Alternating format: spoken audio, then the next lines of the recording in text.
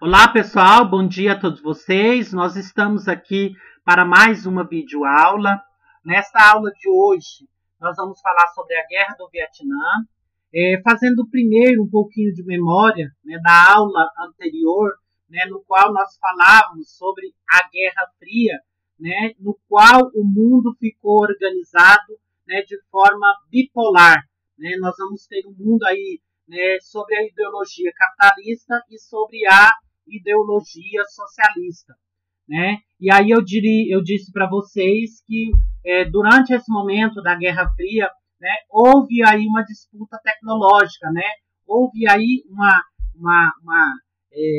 uma disputa tecnológica e uma corrida espacial e uma corrida armamentista, né? No qual, durante esse período da Guerra Fria, no qual o mundo está dividido, né, sobre a influência dessas duas ideologias, capitalista e socialista, nós vamos ter aí um mundo que vai se organizar, né, temendo, né, uma possível terceira guerra mundial.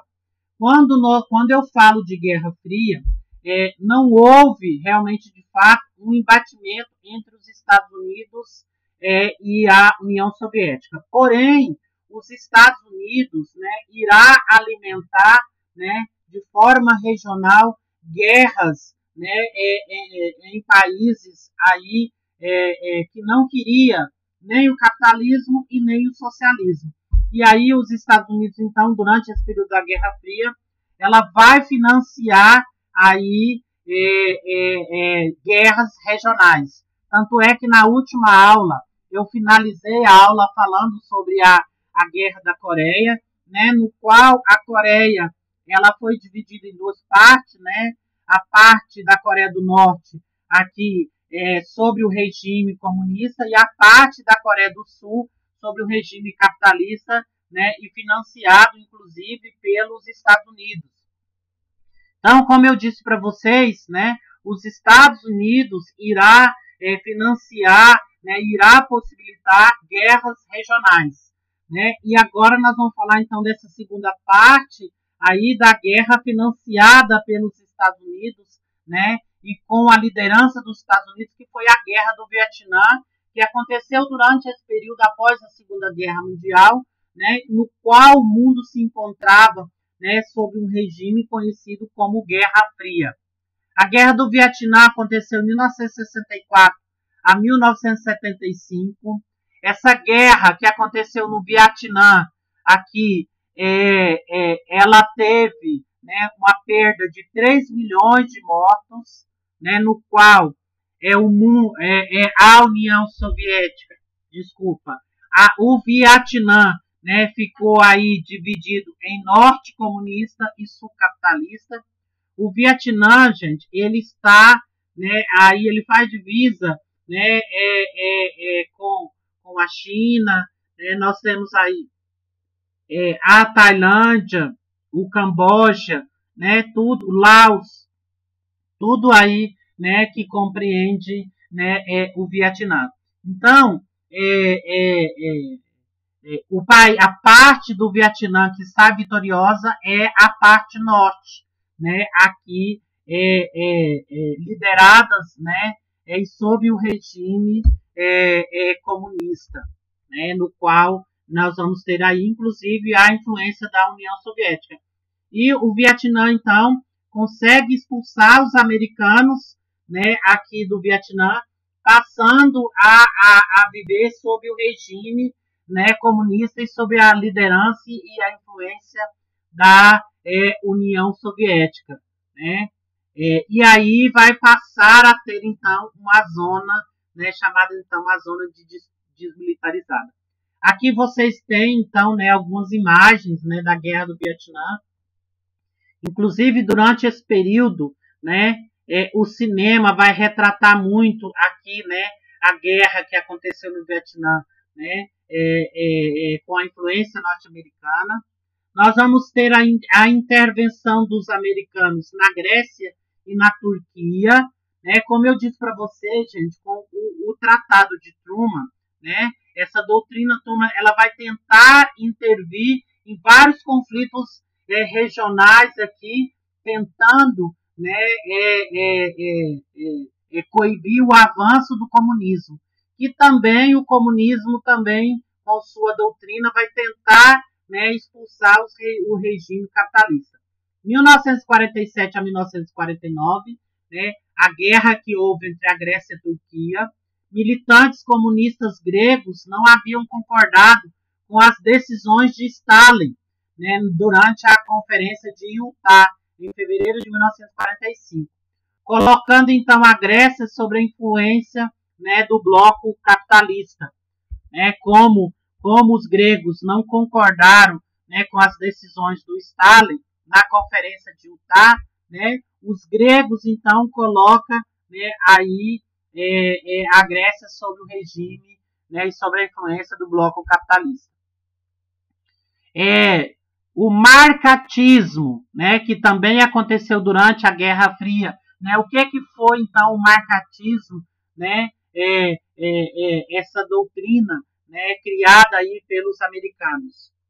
Então, o macartismo, né, criado em 1950 nos Estados Unidos, né, seria uma caça às bruxas, né, é uma caça às bruxas, né, de uma forma metafórica falando, né, seria a caça aos inimigos aqui do governo, né, essa caça às bruxas seria então uma caçada aos inimigos do Estado.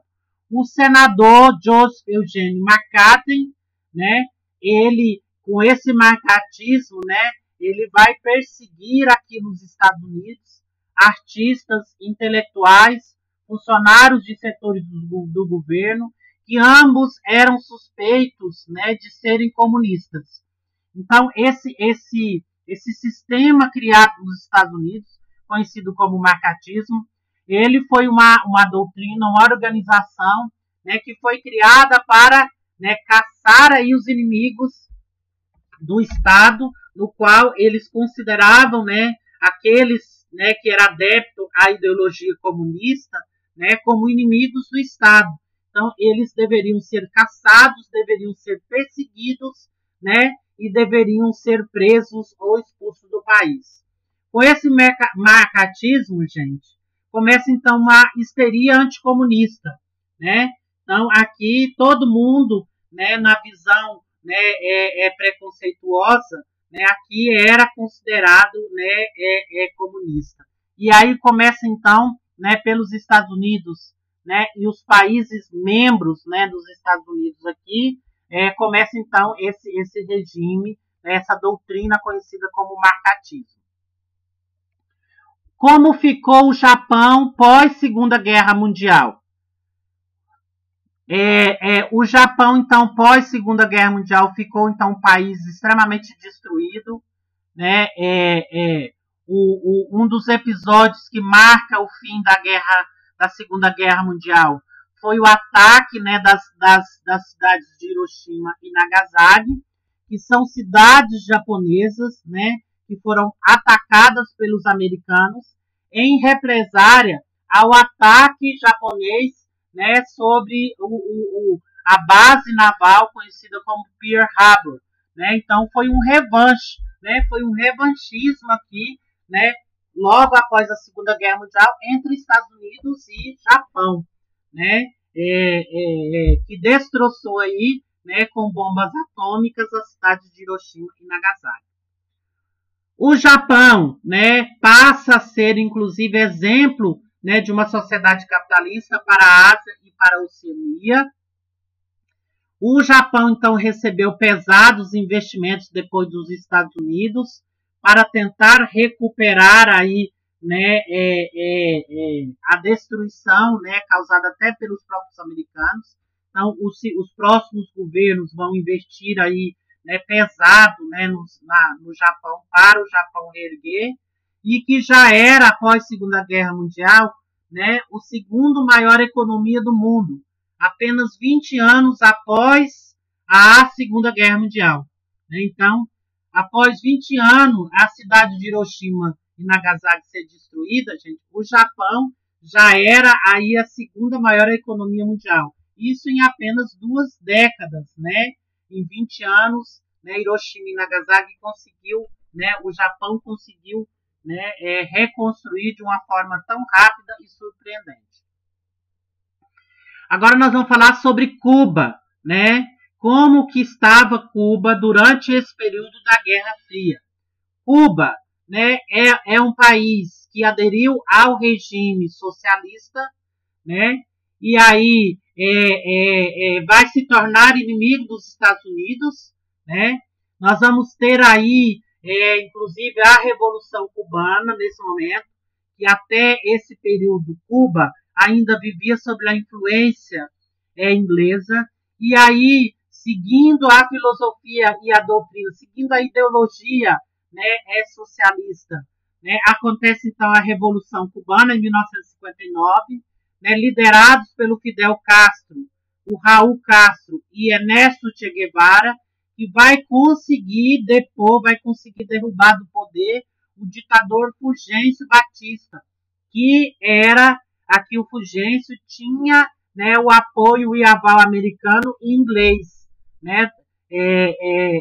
A ilha de Cuba, né, era uma ilha, né, que era aí que tinha o apoio, né, dos ingleses e dos americanos. Em 1961, o presidente JFK, Joseph, o presidente Kennedy, né, ordena a invasão da ilha de Cuba, né, o exército cubano rapidamente derrotou os invasores, e aí Cuba vai se aliar à União Soviética para conseguir se proteger, né, de possíveis invasões futuras, né, aqui tanto dos americanos quanto de outros países aliados, né, aos americanos. E aí os cubanos conseguem expulsar os ingleses, né, de Cuba, e Cuba passando a seguir, então, passando para, né, ao regime socialista, né, sob a influência socialista. Em 1962, né, no mundo acontece a crise dos mísseis, né, nós vamos ter um problema aí da falta de mísseis.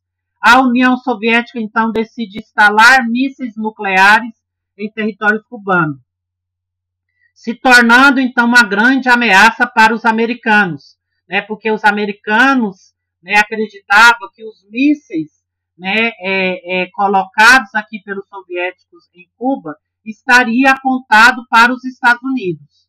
Os Estados Unidos, então, promovem, né, como forma de proteção aí de um possível ataque, um bloqueio naval a Cuba, né, proibindo com que qualquer navio, né, chegasse com produtos dentro de Cuba.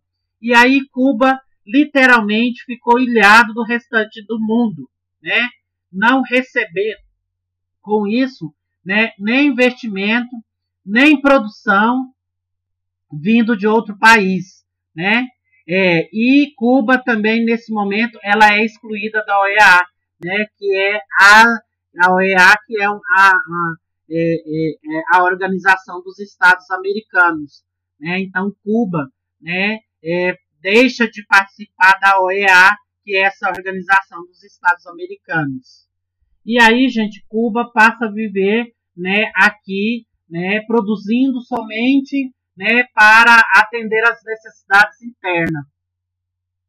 Aqui nós temos imagens, né, aqui da chamada crise dos mísseis. Golpes militares. Em 1964, é instalado ditaduras militares pró-americanas na América Latina. Então, vários países aí, né, vai instalar ditaduras, né, em favor, né, em prol, né, da filosofia americana. O Brasil, com a deposição de João Goulart, né, impõe aí uma ditadura militar no Brasil e sobre a influência americana. Há uma frase que diz o seguinte, aonde for o Brasil, irá também a América Latina. Henry Kissinger, né, que era o secretário dos Estados Unidos naquele momento.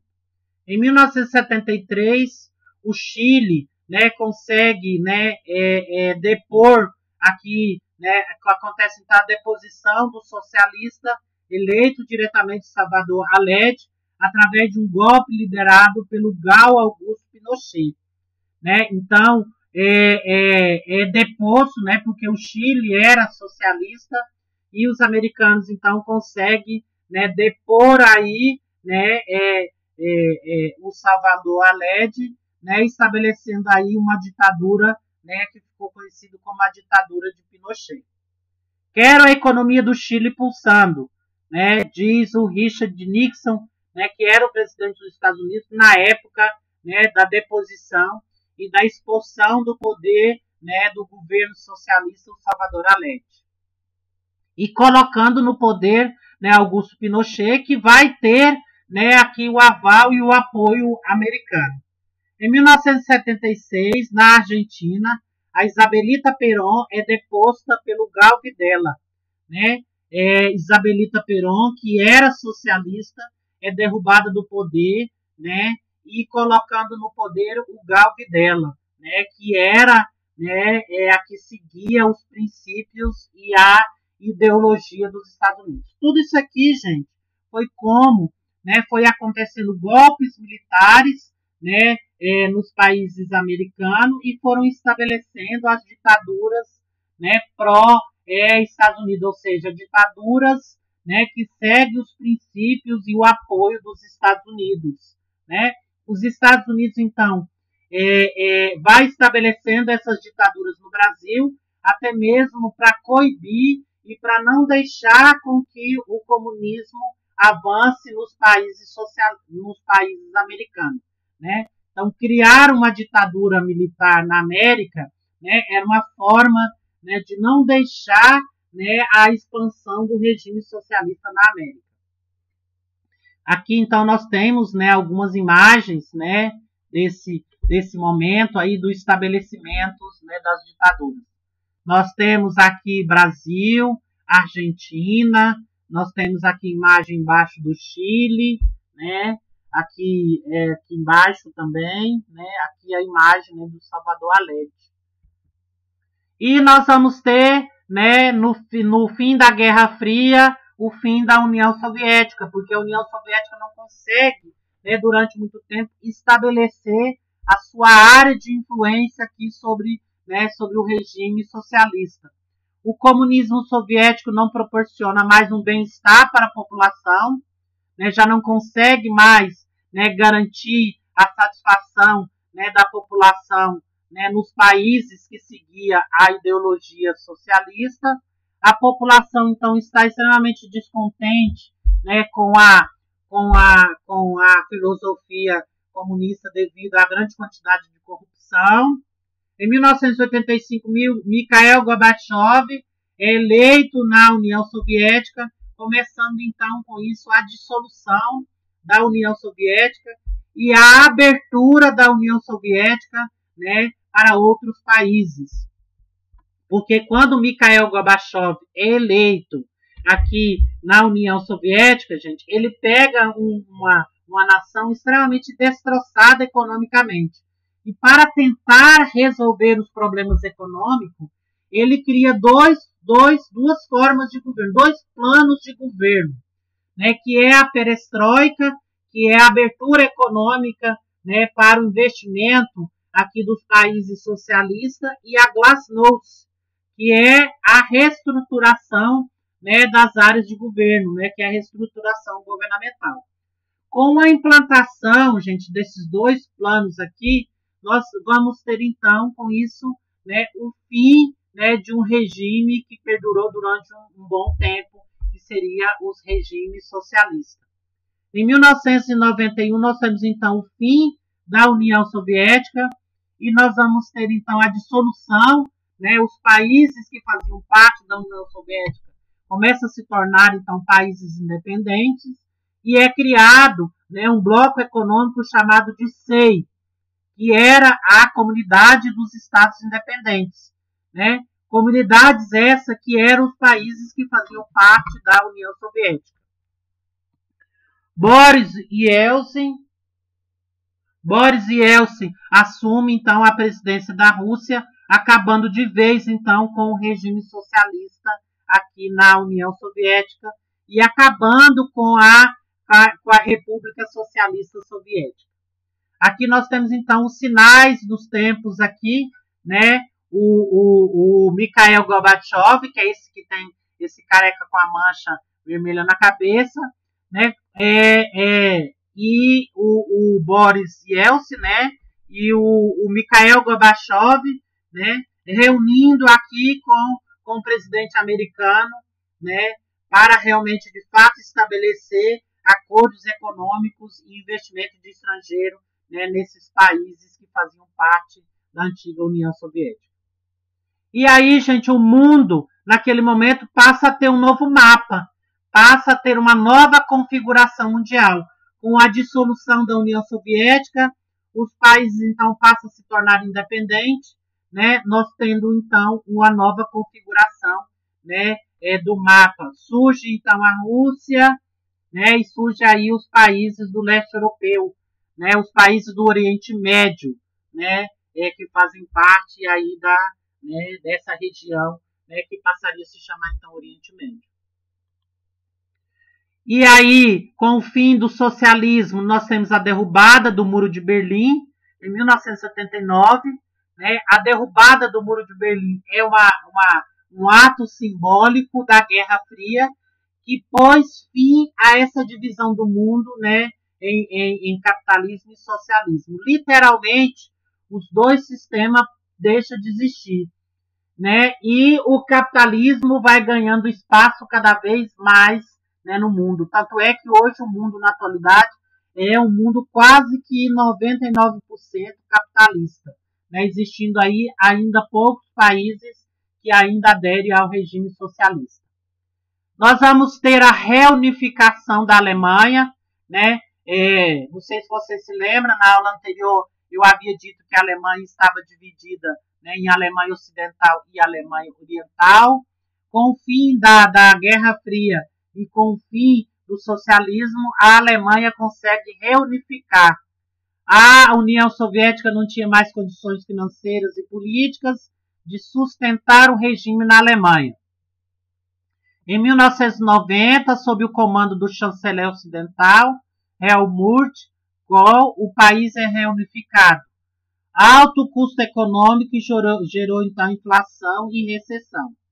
Problemas sociais, como a necessidade de estender a toda a população o nível de vida e poder de compra dos habitantes do lado ocidental.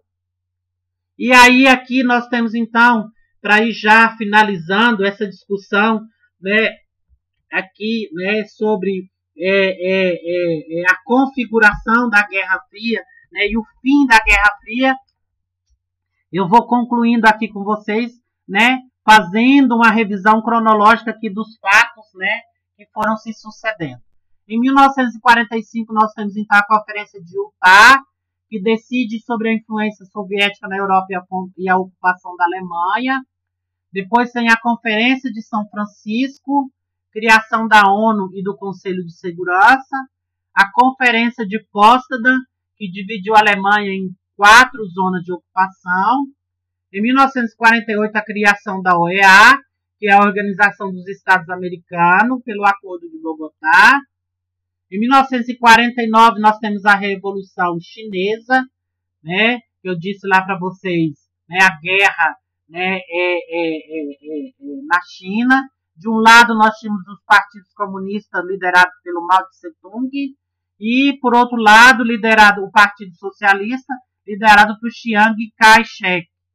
Os comunistas derrotaram os nacionalistas de Mao Tse-tung, proclama a República Popular da China Socialista, enquanto Chiang Kai-shek foge para a Ilha Formosa, onde proclama a República Nacionalista da China Capitalista, que seria, né, Taiwan.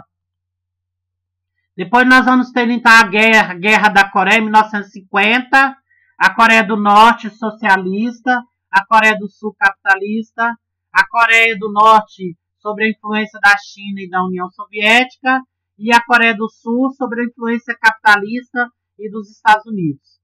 Em 1951, nós vamos ter o Pacto de Segurança Coletiva entre Austrália e Nova Zelândia.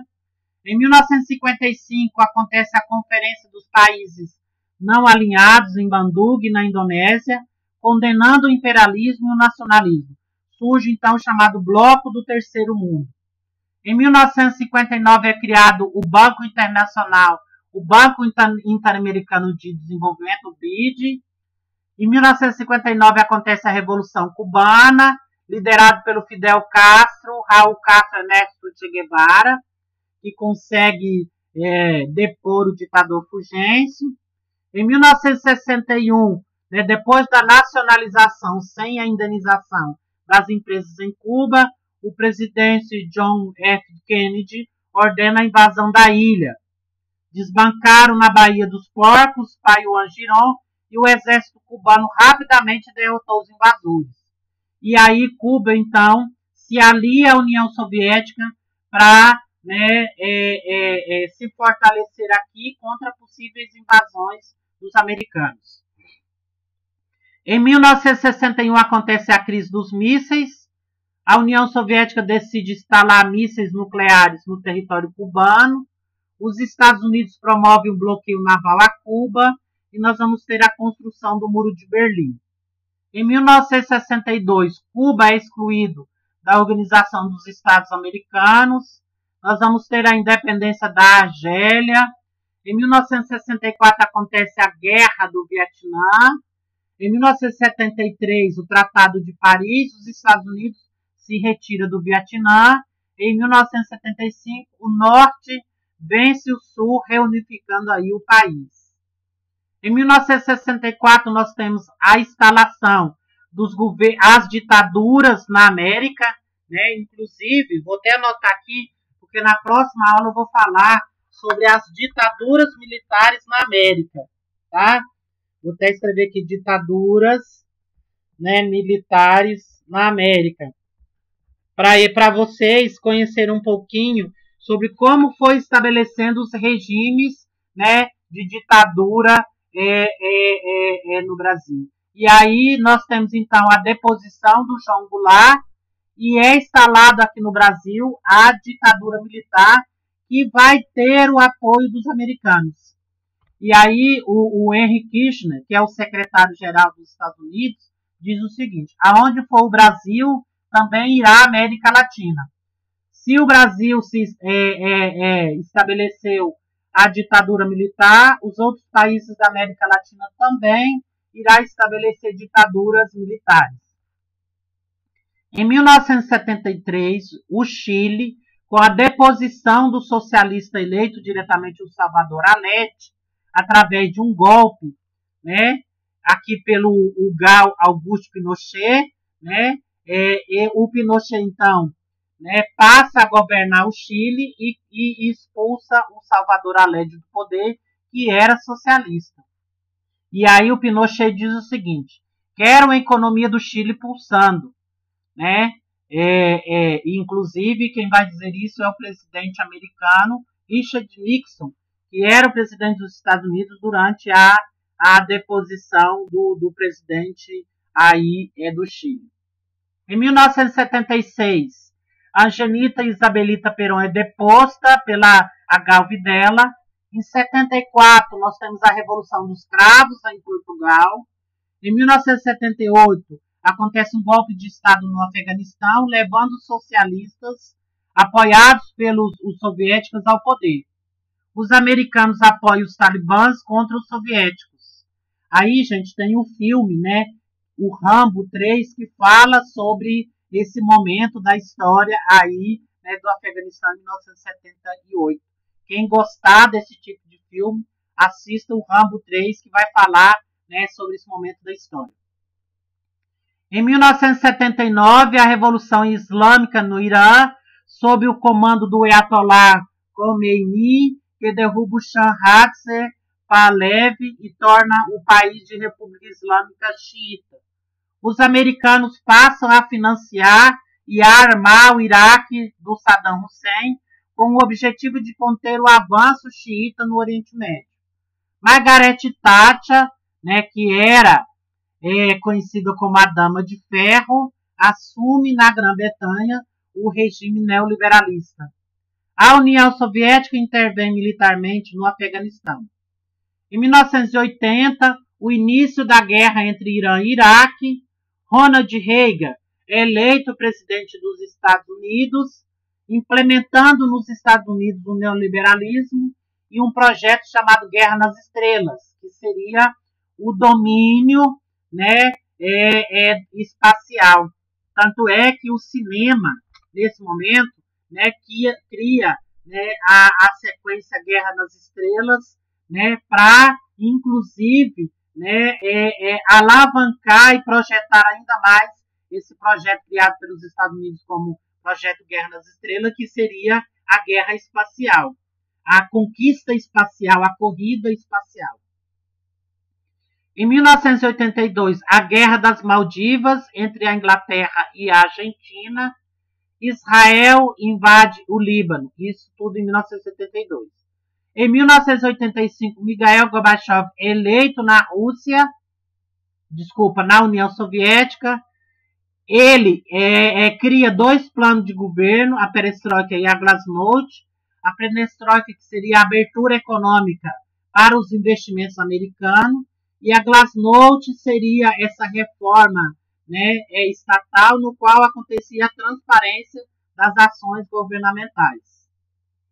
Em 1989, nós temos então a queda do Muro de Berlim, sob o comando do chanceler ocidental Helmut Kuchner, e acontece então o fim do socialismo na Polônia, com o apoio do Papa João Paulo II, que era um Papa neoliberal.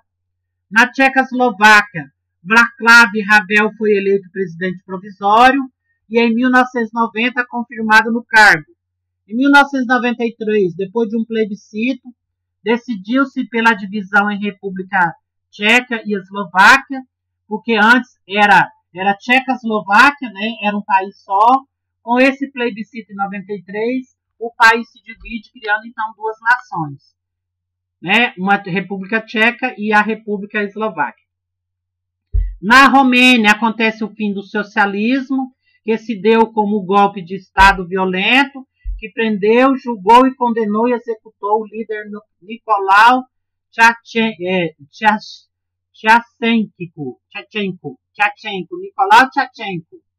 e sua esposa no Natal de 1989. Em 1990, nós temos a reunificação da Alemanha, a invasão do Kuwait pelo Iraque, a guerra da Iugoslávia. O Mao Joseph Tito governou o país desde o fim da Segunda Guerra Mundial, mantendo a sua unidade. Após sua morte e o início do desfalecimento do socialismo, o país mergulhou em uma guerra civil entre suas várias etnias e religiões, o que provocou sua fragmentação territorial em Iugoslávia, duas repúblicas, Sérvia e Montenegro, e duas províncias, Vojvodina e Kosovo, Eslovênia, Macedônia e Bósnia e Herzegovina. Em 1991, nós temos a criação do Mercosul, o fim do apartheid, né, na guerra aqui da África, o fim do apartheid na África do Sul, sob a liderança de Nelson Mandela e o presidente Frederico Klerk. A Operação Tempestade no Deserto, que é o ataque do Iraque pelos Estados Unidos e seu aliado com autorização da ONU. Nós vamos ter o fim da União Soviética e a criação da CEI, que era a Comunidade dos Estados Independentes, que foi uma comunidade criada pelos países da ex-União Soviética, com exceção da Estônia, Letônia e Lituânia, e as repúblicas bálticas. O neoliberal Boris Yeltsin, com o apoio dos Estados Unidos e Grã-Bretanha, assume a presidência da Rússia. Em 92, acontece o Acordo de Maastricht, que é a criação da União Europeia, em substituição à Comunidade Econômica Europeia. Em 93, nós temos a criação da Organização Mundial do Comércio. Em 1994, entra em vigor o NAFTA, né, que é o Acordo de Livre Comércio das Américas, Estados Unidos, Canadá e México. Em 94, né, é criado a Frente Zapatista Neoliberal. né, sob o comando do comandante Marcos, né, e revolta-se em Chiapas, estado sul do México. Em 94, nós temos a ofensiva russa contra os rebeldes separatistas da Chechênia, em 99, a entrada em vigor do euro. Em 2001, nós temos ataque aos Estados Unidos, né, que foi o ataque do 11 de setembro. Inclusive, eu falei com vocês na aula anterior, né, que é o ataque ao World Trade Center no Pentágono. Em 2002, nós temos então a doutrina Bush, né, os ataques preventivos. Em 2003, a invasão ao Iraque. E em 2008, Rússia ocupa Ossétia do Sul em apoio à sua independência. A região pertence à Geórgia. Os Estados Unidos anunciam a morte de Osama Bin Laden. E, atualmente, nós temos, então, um mundo pluripolar. Né? Então, ou seja, um mundo, né, dividido em vários polos de poder. Eu fiz aqui uma rápida cronologia dos fatos para vocês entenderem, né, como que se encontra a geopolítica do mundo pós Segunda Guerra Mundial, passando pela Guerra Fria, o estabelecimento de algumas ditaduras, né, aqui em alguns países e o estabelecimento de um novo sistema político-econômico, né, aqui que é o capitalismo, e as independências, né, dos países aqui ao longo do tempo até chegar aos dias atuais. Então eu termino essa aula deixando para vocês um grande abraço, fiquem com Deus e até a próxima aula.